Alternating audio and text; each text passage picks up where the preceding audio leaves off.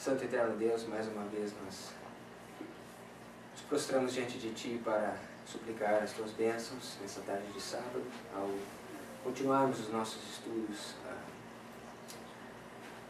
sobre essa mensagem especial que o Senhor tem revelado para nós nesses tempos. Que mais uma vez o Senhor envie o Teu Espírito a abrir nossos olhos, nossa mente, nosso coração. Nos dê um coração humilde, Pai, sincero, a fim de que possamos receber as palavras da vida e que essas palavras possam produzir a experiência necessária que devemos ter nos últimos dias. Pedimos que a justiça de Cristo e as vestimentas possam ser aplicadas sobre nós, a fim de que possamos ser apresentados santos e irrepreensíveis diante do Teu altar nessa hora. O nosso pedido e a nossa oração em nome de Jesus. Amém.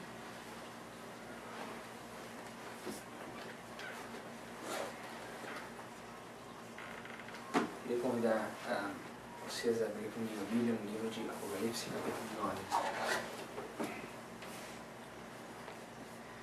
9. Nós, nos últimos dois estudos, dois encontros que nós tivemos, nós tentamos mostrar como que o Apocalipse 9 ele é um capítulo inteiro dedicado ao Islã e a função do Islã dentro da história e dentro da profecia bíblica. Nós vimos que cada verso representa alguma característica desse povo que vem do deserto, que desse abismo, desse lugar deserto, fumaça sai, as suas doutrinas saem, escurecem o sol e o ar. Nós vimos que desse poço saem gafanhotos, e nós vimos que os gafanhotos representam o Islã. Esses gafanhotos tinham um aspecto semelhante a cavalos. Nós temos os cavalos representados nas duas charts. E nós fomos vendo várias características desse poder dentro da profecia bíblica. O que eu quero fazer hoje é ir em algumas histórias da Bíblia. E nós vamos ver que esses símbolos, eles são usados também no Antigo Testamento, no Novo Testamento. E que esses símbolos, eles têm uma aplicação direta para nós hoje. Quando nós olharmos as histórias no Antigo Testamento, nós vamos ver que essas histórias, elas são símbolos da nossa história nos dias de hoje, a história da última geração do planeta. Queria que vocês abrissem o capítulo 9 de Apocalipse, no verso 3. A Bíblia diz: "E da fumaça vieram gafanhotos sobre a terra, e foi-lhes dado poder como o poder que tem os escorpiões." Então, nós vimos que esses gafanhotos eram os midianitas, no livro de Juízes, capítulo 6. Para nós lembrarmos que os midianitas, eles são comparados a gafanhotos. E os midianitas, eles são os filhos do Oriente. Nós vimos que eles representam os ismaelitas. Os midianitas e os ismaelitas são o mesmo, é o mesmo povo. Juízes capítulo 6, verso 3. A Bíblia diz, em Juízes 6, verso 3: "Porque sucedia que, semeando Israel, os midianitas e os amalequitas, e também os do Oriente, contra eles subiam." Veja no capítulo 7 agora, no verso 12. Capítulo 7, verso 12. "E os midianitas, os amalequitas e todos os filhos do Oriente jaziam no vale como gafanhotos, em multidão, e eram inumeráveis os seus camelos como areia que há na praia do mar." Então nós vemos que a Bíblia compara os descendentes de Ismael a gafanhotos. E nós estabelecemos isso no estudo passado, mostrando que os gafanhotos representam o Islã. Agora, no livro de Jeremias, capítulo 49,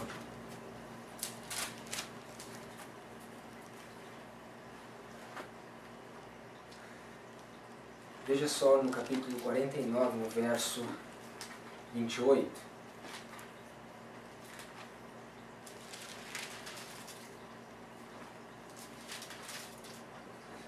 Os midianitas, os descendentes de Ismael, os filhos do Oriente, como gafanhotos.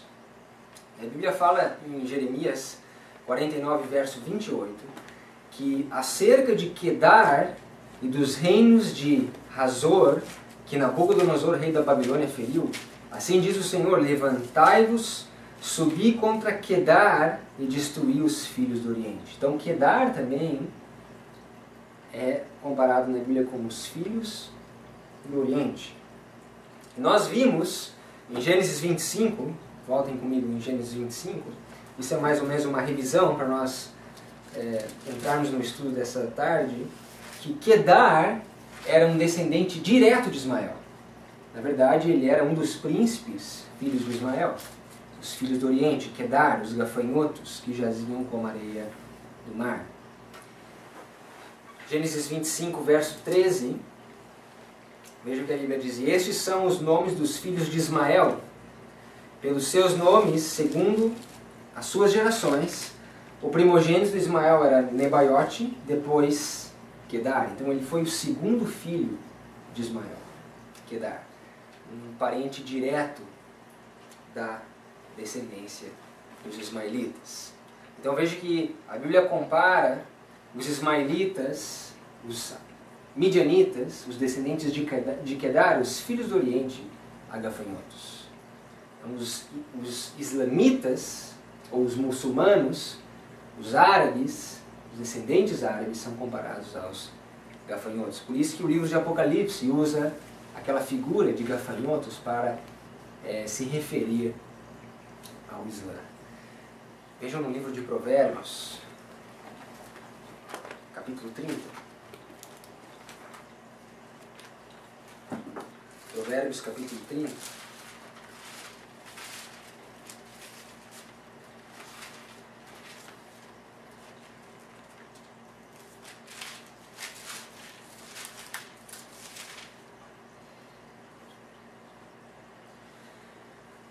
No verso 27, a Bíblia diz que os gafanhotos não têm rei, e contudo todos saem em bandos, se repartem. Apocalipse 9 fala do surgimento do Islã como um povo que não tinha um líder político. Era um povo que não tinha rei, mas que depois um rei otomano, ele é coroado como líder, como rei do Islã. Da mesma forma, a Bíblia compara esses gafanhotos como não tendo rei, mas saem em bandos e se repartem. Então, se nós lembrarmos os ataques, como eram os ataques que os muçulmanos faziam, eles eram ataques rápidos, repentinos e em bandos. Com cavalos, eles saíam em bandos e eles simplesmente destruíam tudo que havia pela frente. Agora, no livro de Amós, nós vimos também que quando esses gafanhotos eles aparecem, algo também começa a aparecer junto com esses gafanhotos. Nós estudamos isso também, se eu não me engano, no primeiro estudo que nós fizemos dentro dessa série sobre a chuva serôdia. Amós 7, verso 1. A Bíblia diz, no capítulo 7 de Amós, no verso 1. O Senhor Deus assim me fez ver, e eis que ele formava gafanhotos no princípio do rebento da erva serôdia. E eis que a erva serôdia, depois de findas as ceifas do rei. Então, os gafanhotos são formados no princípio do rebento da erva serôdia. Para que nós possamos entender esse verso, nós temos que entender que a profecia bíblica ela é fundada na agricultura, nos princípios da agricultura. E da mesma forma que antigamente, no Oriente, você tinha 2 períodos de chuva. Você tinha a chuva temporã, que fazia com que os frutos eles se formassem, eles crescessem, mas eles continuavam verdes. E no final do verão, ou no começo do verão, havia a chuva tardia ou a chuva serôdia, quando aí então as torrentes de água faziam com que o fruto amadurecesse. Então dois momentos. E a Bíblia diz que no princípio da serôdia, da erva serôdia, ou seja, daquela erva que brota com a chuva serôdia, é que os gafanhotos são formados. Então nós vimos isso, que quando nós vemos os gafanhotos na história, nós vemos também a chuva serôdia, ou uma gloriosa manifestação do poder de Deus acontecendo no mesmo momento. Isso me faz lembrar de um homem na Bíblia, no livro de Mateus, capítulo 3.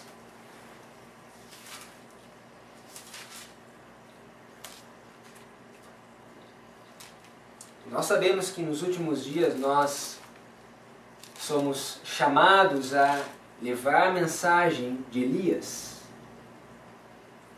Malaquias 4 nos diz que Deus levantaria Elias antes do grande e terrível dia do Senhor. E nós, que somos estudantes das profecias, sabemos que existem 3 Elias. Existia o Elias o Tesbita, existia o segundo Elias, que é João Batista, e existe o terceiro Elias, que é o remanescente de Deus nos últimos dias. Para que nós possamos entender que mensagem que o terceiro Elias deve pregar, nós temos que analisar a vida do primeiro Elias, o tipo de mensagem que ele levou, a vida do segundo Elias, João Batista, e o tipo de mensagem que ele pregava, e aí nós vamos determinar que tipo de mensagem nós vamos pregar.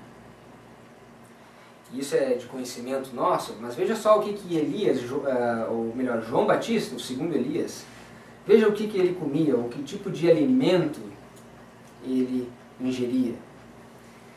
Verso 4. Esse João tinha suas vestes de pelos de camelo e um cinto de couro em torno dos seus lombos, e alimentava-se de gafanhotos e de mel silvestre.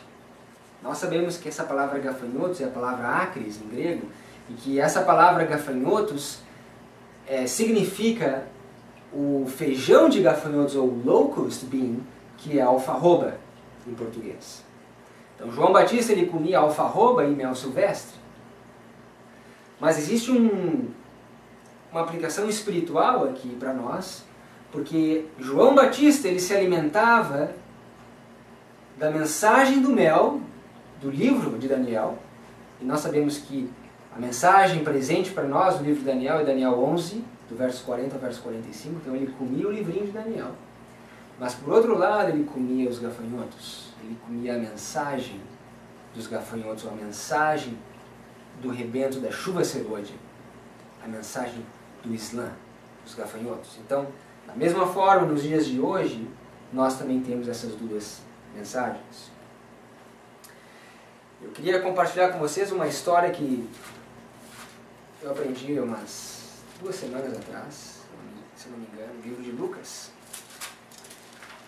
de uma outra pessoa também que, ao comer gafanhotos, ou ao comer alfarroba, ou locust bean, os seus olhos se abriram. Lucas capítulo 15. E eu tive muitas experiências já de pessoas que, ao se depararem com essa mensagem de 11 de setembro de 2001, a mensagem de que a chuva serôdia começa a cair, quando mais uma vez o Islã é restrito na história, eles abriram os olhos. Uma mensagem que abriu os olhos de muitas pessoas que eu conheço, amigos, que se sensibilizaram, que se tocaram ao escutar e ao aprender essa mensagem. Lucas capítulo 15, no verso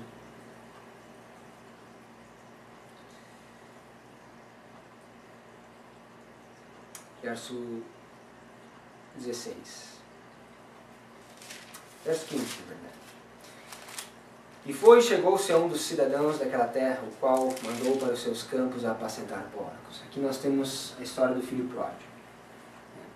O filho pródigo, nós sabemos que ele pede a sua herança, ele sai da sua casa e ele gasta a sua herança. Com que ele gasta a sua herança? O que a Bíblia nos diz? Onde é que ele gastou a herança que o pai tinha confiado a ele? O que a Bíblia nos diz? Veja no verso 30. Vindo, porém, aqui ao outro filho, acusando ou julgando o filho pródigo, vindo, porém, este teu filho, que desperdiçou os teus bens com as meretrizes, mataste-lhe o bezerro cevado. Então, o filho pródigo, ele não desperdiçou os seus bens em qualquer coisa, mas ele desperdiçou os seus bens com as meretrizes. Que meretriz é essa que o filho pródigo, que representa nós, em que tipo de meretriz ele desperdiça os seus recursos, os seus bens? Nós temos a meretriz de Apocalipse 17, a mãe de todas as abominações da terra. Então você vê que todas as abominações da terra, ela é a mãe. Seja, me ajudem a lembrar algumas abominações, seja música, seja entretenimento, seja alimentação, esportes, todas as abominações que você pode imaginar que nós corremos o risco de gastar os nossos recursos. Representa aqui, ou está representado aqui pela meretriz de Apocalipse 17. Então a história do filho pródigo é a nossa história. E algo muito curioso acontece, porque esse mesmo filho que um dia vendeu os seus bens,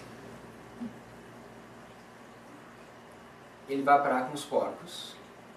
E quando ele para com os porcos, veja só o que acontece. Verso 16. E desejava encher o seu estômago com as alfarrobas, ou bolotas, em algumas versões, mas eu gosto da versão que diz com as alfarrobas, ou com o feijão de gafanhoto, ou locust bean. Então, o filho pródigo, quando ele estava no fundo do poço, ele desejava comer essas alfarrobas, ou esses gafanhotos. E quem não me garante que ele não experimentou uma dessas alfarrobas enquanto estava? Porque a Bíblia diz que ele estava com fome. E foi quando ele se tornou em si daquela situação, é que ele tem a vontade, o desejo de voltar ao Pai. E aí o que acontece?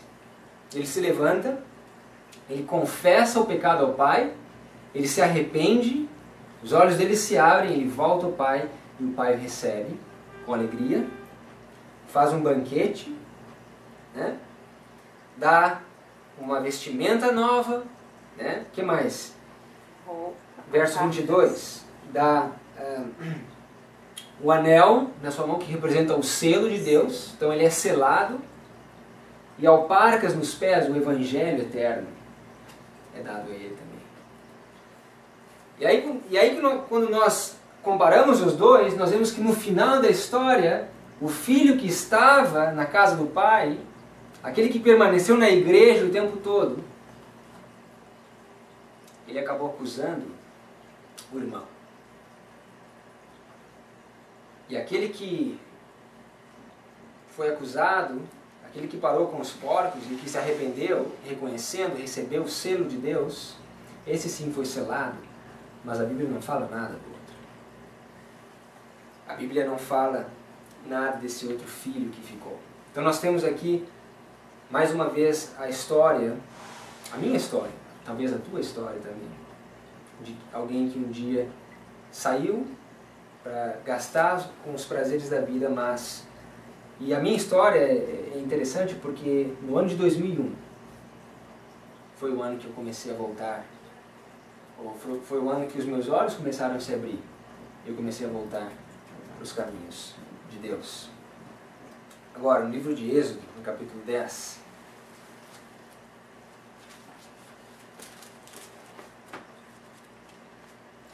Lucas mencionou esse texto.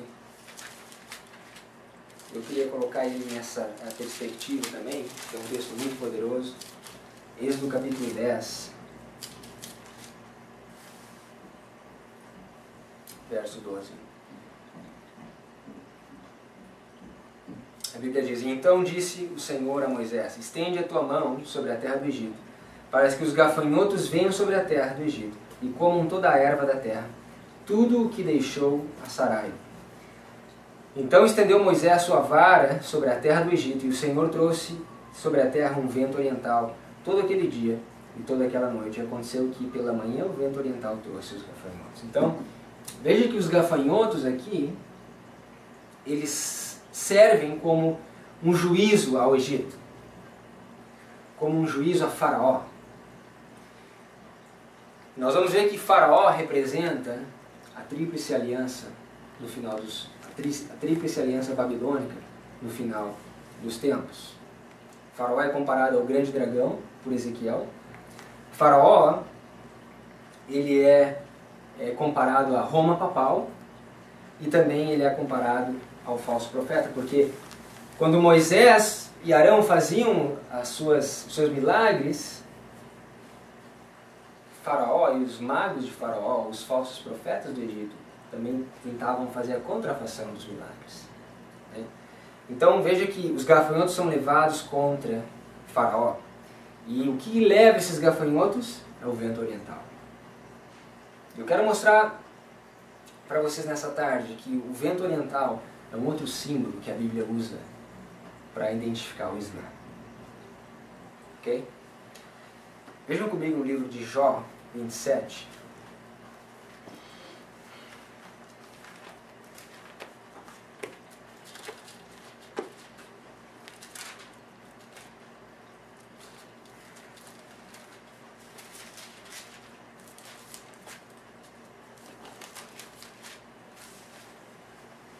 Jó 27, verso 19.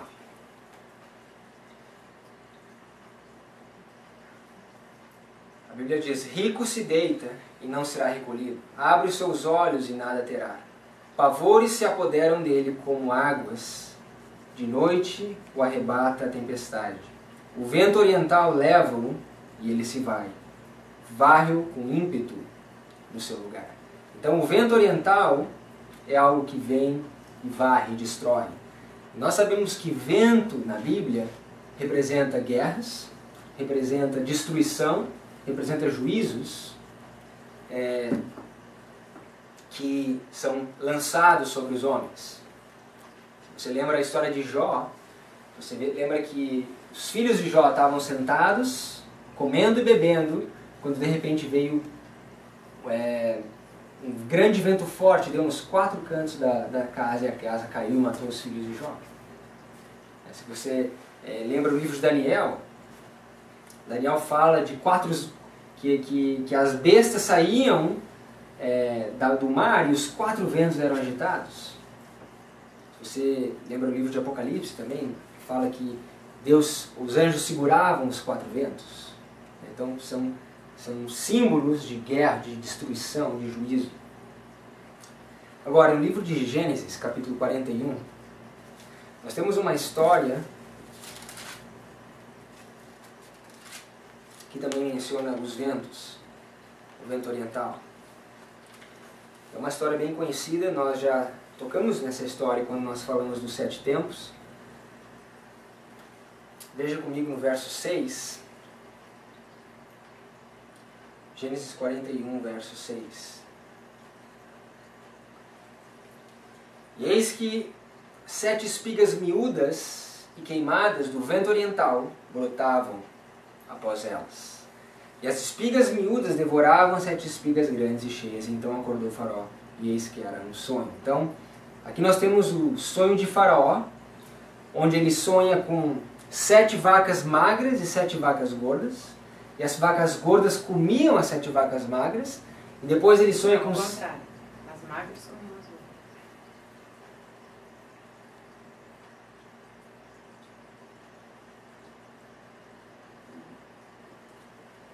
Exatamente. Obrigado. As vacas feias, à vista e magras de carne, verso 4, comiam as 7 vacas formosas.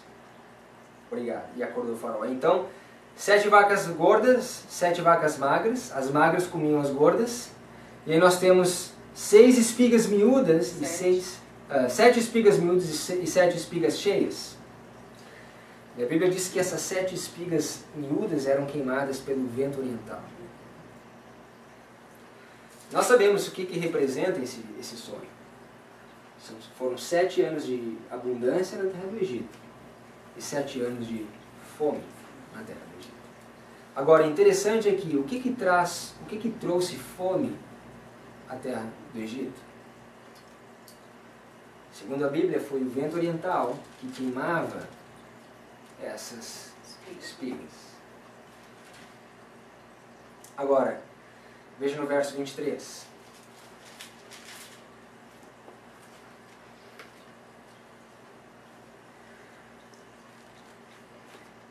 A Bíblia diz: eis que 7 espigas secas e miúdas e queimadas do vento oriental brotavam após elas. E as 7 espigas miúdas devoravam as 7 espigas boas.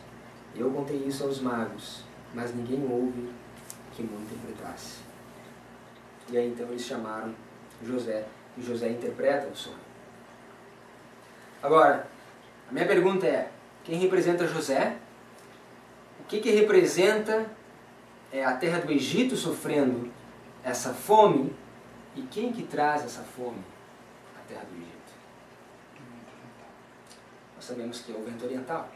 Quem que representa o vento oriental que traz essa fome à terra do Egito? Ok, mas o que representa a terra do Egito?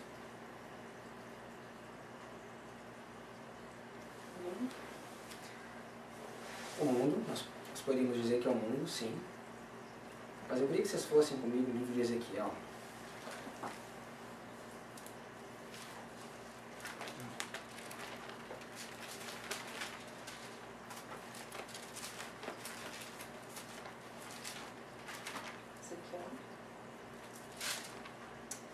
Ezequiel capítulo 29.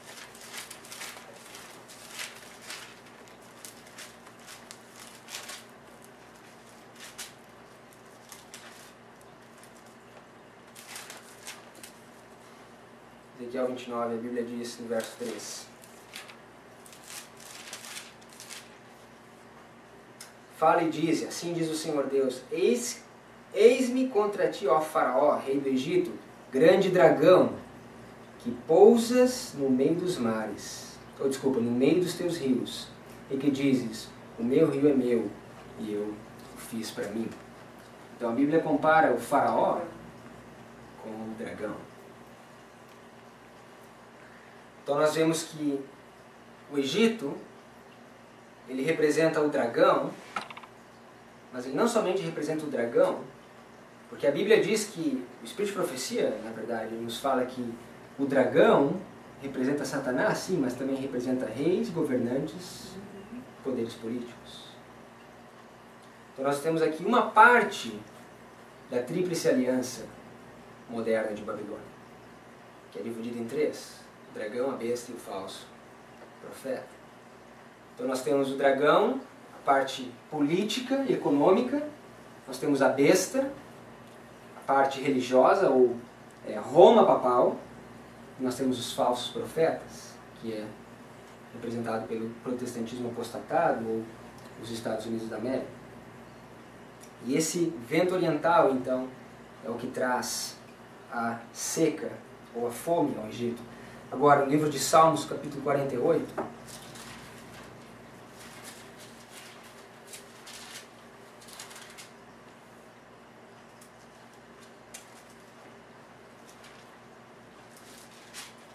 nós vamos ver que a história do Egito, essa história de Gênesis 41, ela está ligada com o que o Lucas estava nos falando sobre a história de Tarsis, ou a queda de Tiro. Porque quem é o dragão? Em primeiro lugar, segundo Apocalipse 12. O dragão, a antiga serpente, diabo, Lúcifer, ele é o dragão. E se nós vermos, nós vamos ver no livro de Ezequiel, mas eu queria ler esse texto antes, Salmos 48, verso 7. Lucas leu esse texto para nós. Tu quebras as naus de Tarsis com um vento oriental. Então as naus de Tarsis, como nós vimos, ela é quebrada com um vento oriental. E no livro de Ezequiel, no capítulo 27, nós vimos que as naus de Tarsis eram as naus usadas por Tiro. Tiro. Ezequiel 27. A Bíblia diz em Salmos 48 que tu quebras as naus de Tarsis com o vento oriental. Nós vimos que o Egito sofre pela fome por causa também do vento oriental que queima as espigas. Ezequiel 27, verso 25. Os navios de Tarsis eram as tuas caravanas que traziam tuas mercadorias e te encheste e te glorificaste muito no meio dos mares. Os teus remadores te conduziram sobre grandes águas, o vento oriental te quebrou no meio dos mares. Verso 32. No seu pranto levantarão uma lamentação sobre ti, e lamentarão sobre ti dizendo, quem foi como Tiro, como a que foi destruída no meio do mar. Então não somente as naus de Tarsis, elas são quebradas com o vento oriental no meio do mar, mas o próprio Tiro é quebrado. E o fim dele é onde? No meio do mar. Por que o fim de Tiro e o fim de Tarsis é no meio do mar? Quem é Tiro? Capítulo 28.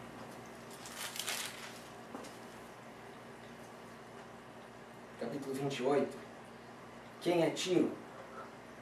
Quem é? Porque se nós descobrirmos quem é Tiro aqui, nós vamos ver quem é o dragão em Gênesis capítulo 41, ou melhor, quem representa Faraó, que nós vimos em Ezequiel, que é o dragão, mas nós vamos ver quem que ele representa em Gênesis 41.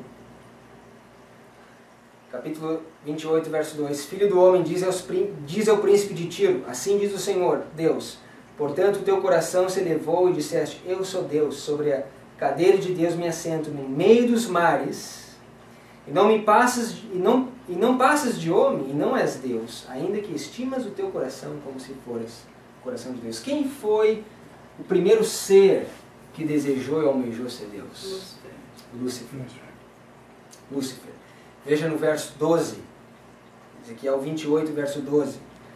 Filho do homem, levanta uma lamentação sobre o rei de Tiro, e diz-lhe, assim diz o Senhor Deus, tu eras o selo da medida, cheio de sabedoria e perfeito em formosura. Estiveste no Éden, jardim de Deus, e de toda a pedra preciosa era a tua cobertura.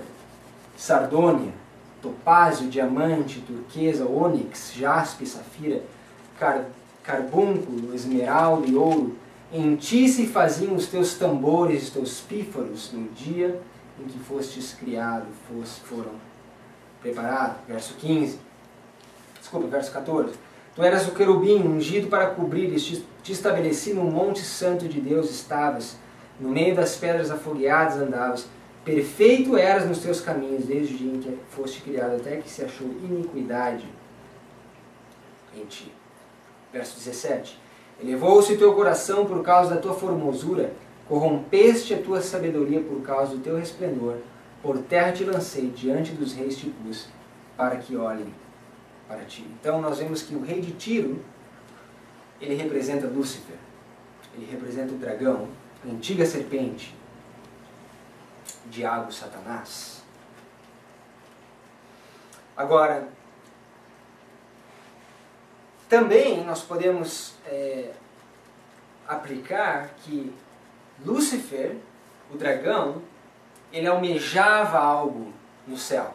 Ele não somente almejava ser Deus, mas ele almejava algo de Deus. Vejam comigo no livro de Isaías, capítulo 14.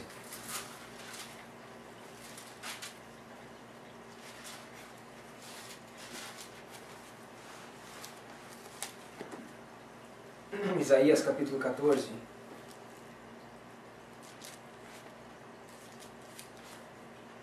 Verso 12. A Bíblia diz: Como caíste desde o céu, ó Lúcifer, filho da alva? Como fostes cortado por terra, tu que debilitavas as nações, e tu dizia no teu coração: Eu subiria ao céu, acima das estrelas de Deus exaltarei o meu trono, e no monte da congregação me assentarei aos lados do norte. Então, Lúcifer, ele não somente queria ser Deus, mas ele queria o trono de Deus, e ele queria também o monte da congregação. O que representa o trono e o monte que Lúcifer almejava?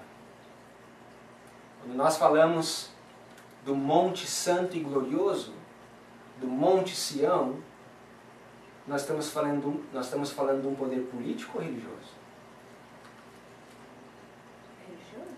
Poder religioso. Porque o Monte Santo, ou monte, é um símbolo religioso. Então Lúcifer, ele queria se assentar na congregação, ou ele queria o poder religioso, mas ele queria o trono também. Quando você fala do trono, você está se referindo a um poder político. Lúcifer, ele queria o controle político e religioso do céu. Como ele não conseguiu o controle político e religioso do céu, Lúcifer, ele implementa na terra a obra-prima de suas mãos. E com a obra-prima das mãos de Lúcifer, ele consegue unir a igreja e o Estado. Ele consegue a fornicação que Deus disse que sempre deveria, a igreja e o Estado deveriam estar separados. Lúcifer, ele consegue unir a igreja e o Estado. Qual é a obra-prima de Satanás na terra? Eu queria que vocês voltassem a Ezequiel 28.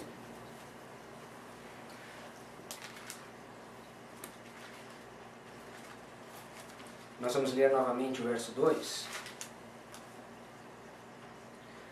A Bíblia diz: Filho do homem, diz ao príncipe de Tiro, assim diz o Senhor Deus, portanto o teu coração se levou e disseste, eu sou Deus, sobre a cadeira de Deus me assento, no meio dos mares, e não passas de homem, e não és Deus, ainda que estimas o teu coração como se for o coração de Deus. Quem é o homem? Quem é o poder terreno que estima ou que se põe no lugar de Deus? Veja no livro de Apocalipse, capítulo 13.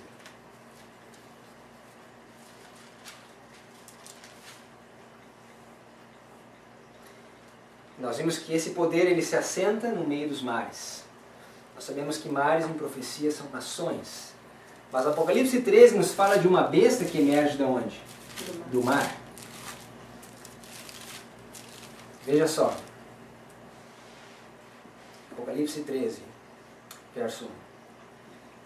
E eu pus-me sobre a areia do mar, e vi subir do mar uma besta que tinha 7 cabeças, 10 chifres, e sobre os seus chifres 10 diademas, e sobre as suas cabeças um nome de blasfêmia. E a besta que vi era semelhante ao leopardo, os pés como pés de urso, sua boca como boca de leão, e o dragão deu-lhe o seu poder, o seu trono e grande poderio. Verso 5. E foi-lhe dado uma boca para proferir grandes coisas e blasfêmias, e deu-se-lhe poder para agir por 42 meses. Que besta é essa que sai do mar, que tem características de leopardo, urso, leão, que tem 7 cabeças, 10 chifres e que age por 42 meses. Muito interessante, porque quando nós olhamos o livro de Daniel, e nós temos no capítulo 7 de Daniel os impérios que se levantam, nós temos o império, cada império é representado por um animal.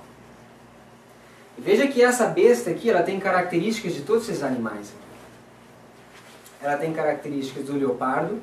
Quem é o reino em Daniel capítulo 7, que é representado pelo leopardo?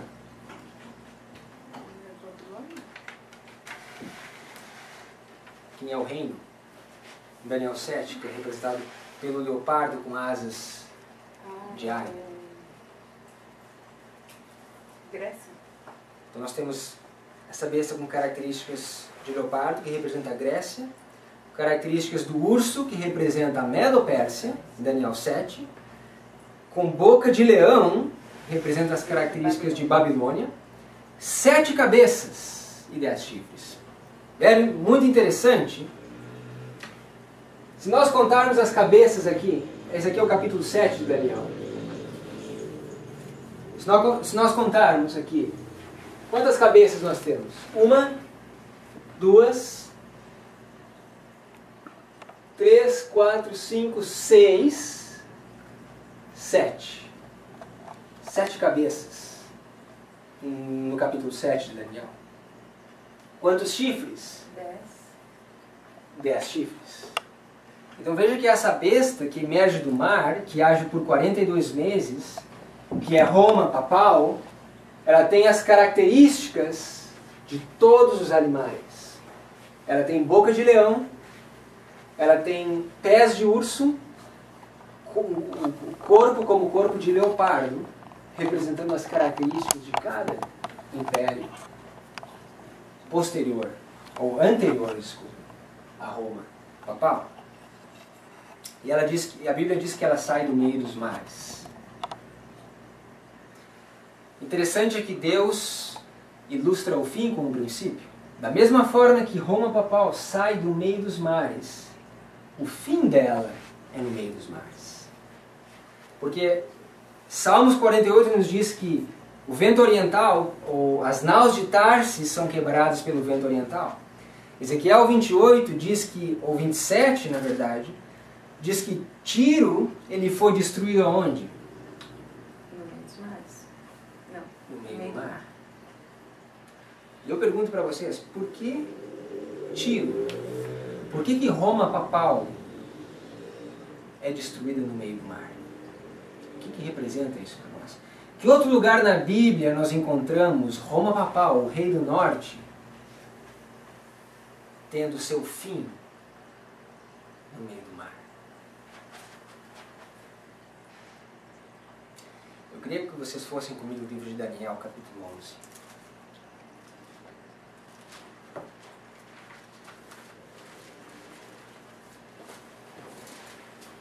Daniel 11, 45.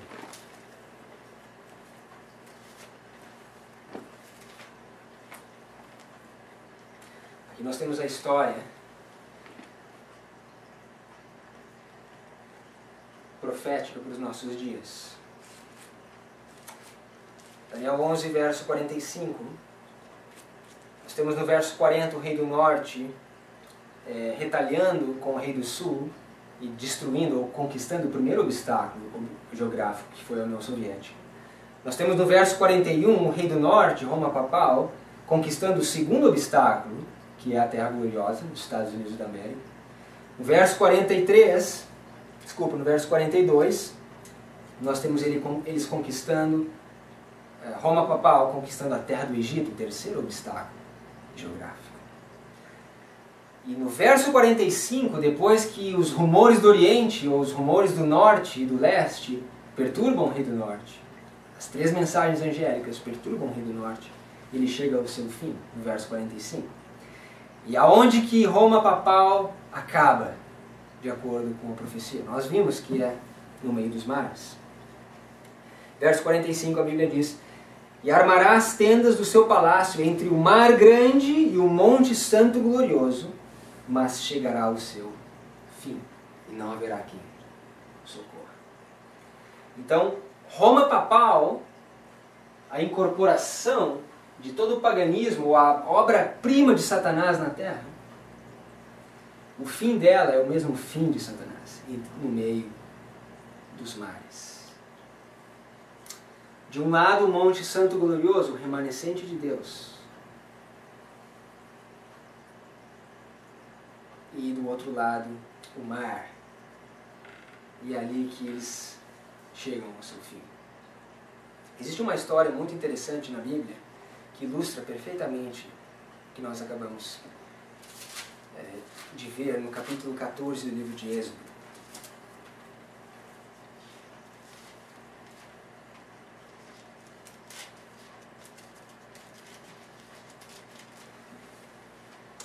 Eu queria analisar essa história, depois nós vamos voltar para o capítulo 41 de Gênesis, onde nós começamos a história de José, e aí nós encerramos.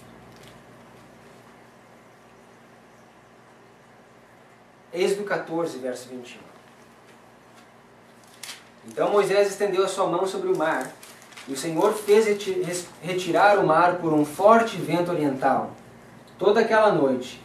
E o mar tornou-se seco, e as águas foram partidas. E os filhos de Israel entraram pelo meio do mar em seco, e as águas foram-lhes como um muro, à sua direita e à sua esquerda. Então, mais uma vez, nós vemos o vento oriental em ação aqui. O vento oriental abrindo o mar, como o Lucas falou, sendo uma bênção para o povo de Deus, mas logo em seguida nós vemos que traz um juízo para Roma, ou para o Egito aqui, que representa Roma, Babilônia moderna nos nossos dias. Veja só o verso 27. Então Moisés estendeu a sua mão sobre o mar, e o mar retornou a sua força ao amanhecer, e os egípcios, ao fugirem, foram de encontro a eles, e o Senhor derrubou os egípcios no meio do mar. Aonde que os egípcios acabaram? No meio do mar. No meio do mar. No meio do mar. Então, os egípcios representam Roma moderna, que também acabará entre o Monte Santo Glorioso e o Mar Grande. Os egípcios, eles morreram, de um lado estava o Mar Grande, e do outro lado estava o povo de Israel, o Monte Santo Glorioso, o remanescente que saiu do Egito.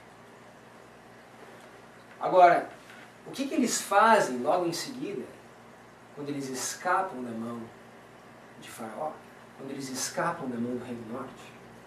Veja no capítulo 15, no verso 1. Então cantou Moisés e os filhos de Israel esse cântico ao Senhor e falaram, dizendo: Cantai ao Senhor, porque gloriosamente triunfou. Lançou no mar o cavalo e o seu cavaleiro. O que eles cantam? A canção, o cântico de Moisés. Eu me pergunto se existe um outro grupo também que canta o cântico de Moisés quando escapa das mãos do Rei do Norte.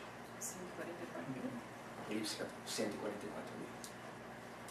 Então, da mesma forma que os israelitas cantaram o cântico de Moisés ao escaparem da mão de Faraó, os 144 mil cantarão o cântico de Moisés e do Cordeiro ao escaparem da besta, do dragão, do falso profeta. Voltem comigo no livro de Gênesis 41. Porque nós vimos que o faraó, na história de José, representa Babilônia moderna. Representa a tríplice aliança, que é castigada com o vento oriental, que representa o Islã. Nós vimos que representam as espigas cheias, espigas magras, miúdas. Agora, quem é José nessa história? Quem representa José? Que tinha entendimento de sonhos e visões. Que recebe o título de governador do Egito. E veja só quem mais que ele recebe. Veja no verso 39. Depois disse Faraó a José: Pois que Deus te fez saber tudo isso, ninguém há tão entendido e sábio como tu. O que era José? Sábio. Será que a gente podia dizer que José representa as virgens sábias? Aqueles que têm entendimento em sonhos e visões, em profecias. Verso 40. Tu estarás sobre a minha casa, e por tua boca se governará todo o meu povo. Somente no trono eu serei maior do que tu. O que Faraó ofereceu a José? Governo.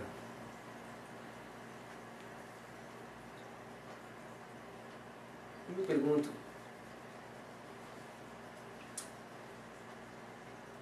que outro povo também que vai sentar como...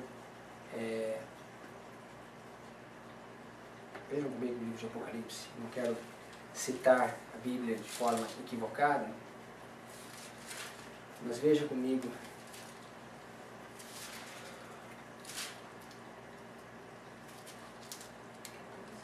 Apocalipse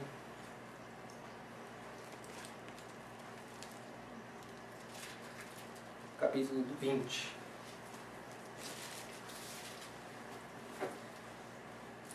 José é concedido governar. Que outro grupo que também é dado um governo, ou um sacerdócio, ou uma responsabilidade? Veja no capítulo 20, verso 6. Bem-aventurado e santo aquele que tem parte na primeira ressurreição, porque sobre estes não tem poder a segunda morte, mas serão sacerdotes de Deus e de Cristo e reinarão com Ele 1000 anos. Então, aqueles que têm parte na primeira ressurreição reinarão com Cristo, terão um lugar especial como sacerdotes, como ministros, como governantes no reino de Deus. Nós sabemos que nós vamos ajudar a julgar os casos, ou a revisar os casos no livro dos céus. 144 mil. 144 mil. Né? Aqueles que venceram a besta,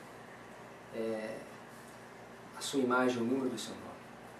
Então José é dado o governo a ele também. Então é dado o governo, ele tinha entendimento e visões e sonhos, mas existe uma outra coisa que é dado a ele. Verso 41 de Gênesis 41. Gênesis 41, verso 41.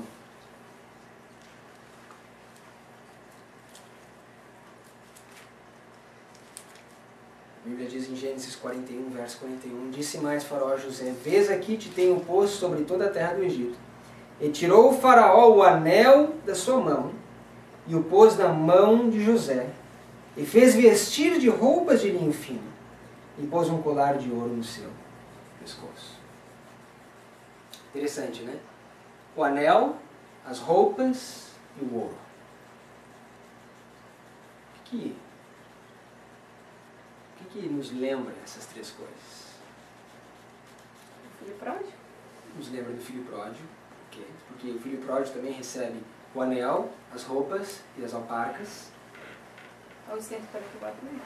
144 mil por quê? Que lembra 144? Porque vão receber vestiduras brancas, o selo de Deus. Vão receber as vestiduras brancas, o selo de Deus. E o ouro representando o Evangelho? Qual que é o testemunho, ou o conselho da testemunha fiel? Para lá de série. Vestiduras brancas. Que nós compremos E o ouro provado no fogo. Vestimentas brancas.